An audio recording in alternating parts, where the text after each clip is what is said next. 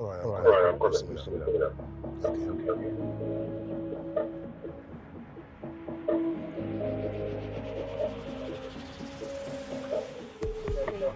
I was thinking of going shopping tomorrow. You coming?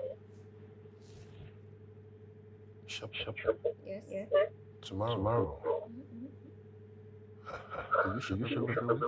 No, every day, but at least every month. Not that I shop clothes every time. Just for a while, that's it. Oh. Okay. Sorry, I can't go with you. I have plans. Alright. Why will you say that to my man and I want to go shopping with me? Sylvia, please. Yeah, I have other plans, like I said. I have a friend in town to visit me tomorrow. Oh. You said you're going for shopping. I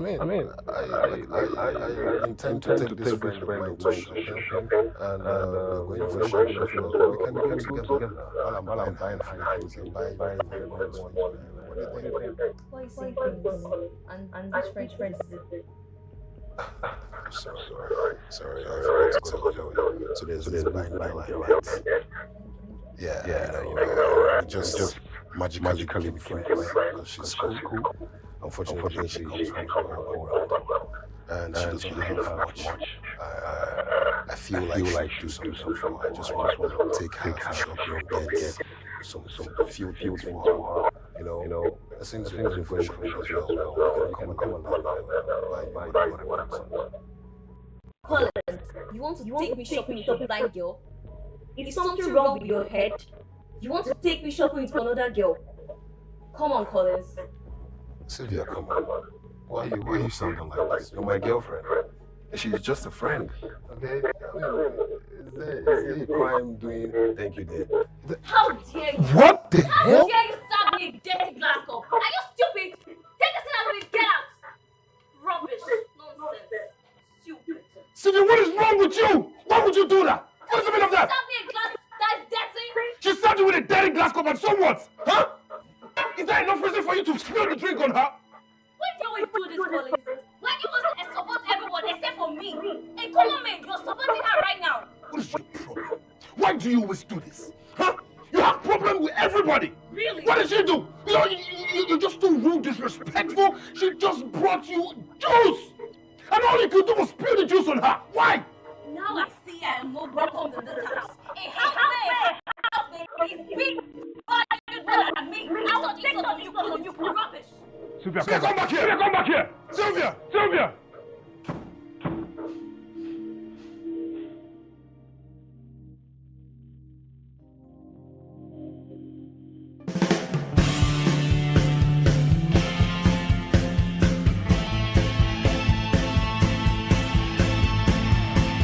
Brothels closed down, the police force was laid off because crime went so low, Bible sales skyrocketed throughout the nation.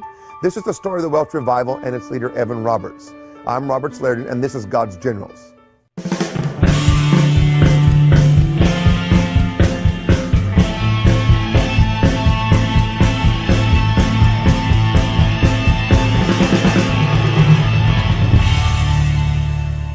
The evangelicals and the Pentecostal movements have all valued the great story of the Welsh Revival.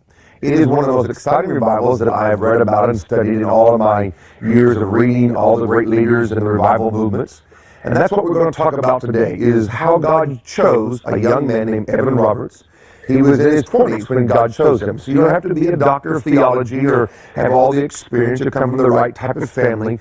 You have to have the right heart, and God will use you. And many of you have the right heart, but sometimes you've heard, well, you don't have the education and come from that church. That means nothing. God responds to the heart condition of a man or a woman. Evan Roberts was born in Wales. His family worked in the coal mines like he did as a young man himself.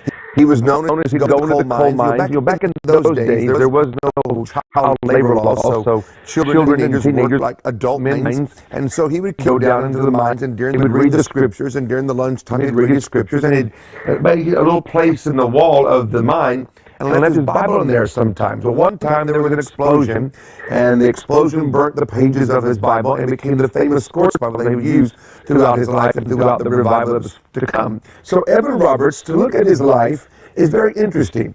His family was Christian, and so they grew up teaching him the Bible stories and going to church, but Evan Roberts took it a step further. He seemed to have a personal relationship with God that did not have to come via the pastor or via his parents.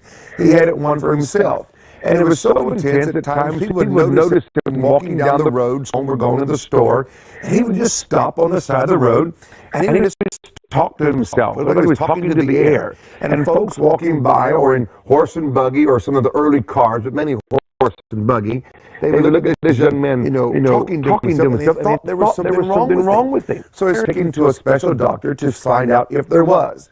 And the doctor came back and said that Evan Roberts had a religious fixation about him, that he would grow out of it in time. Well, I don't think his religious fixation ever stopped. It grew bigger and bigger and bigger. And I don't think they should have thought there was a problem because of the young man stopping and talking to God. If young men would talk to God more, they would not be talking to the wrong people.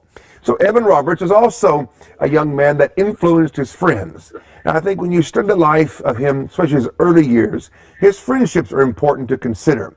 We're all influenced by who we hang around, who we talk with, who we are asking questions of, and their reactions to our conversations and our activities. And Evan Roberts was one of those. If you couldn't find him at school, you couldn't find him at home, you might find him playing sports with his friend, but most likely you would find him at church or doing something around his home church of Moriah Chapel. And so he was off at a revival meeting, and one of his friends had gone with him to attend this meeting, and it was time for them to pray. And so they all got on their knees by the pew where they're at, and some walked forward to the front of the church as the service was coming to an end.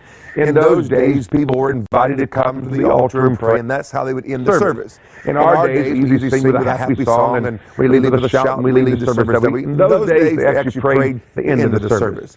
And Evan Roberts knelt down, and the Spirit of God came on him and spoke to him and showed him that there was coming a great revival to Wales, and he was going to be a part of that great revival. And in this vision and this visitation, God said to him that over 100,000 souls would come to him in a short amount of time. So when this vision ended, he came out of it, vision, and he turned to his visitation, God said to him that over 100,000 souls would come to him in a short amount of time. So God can give us 100,000 souls in Wales?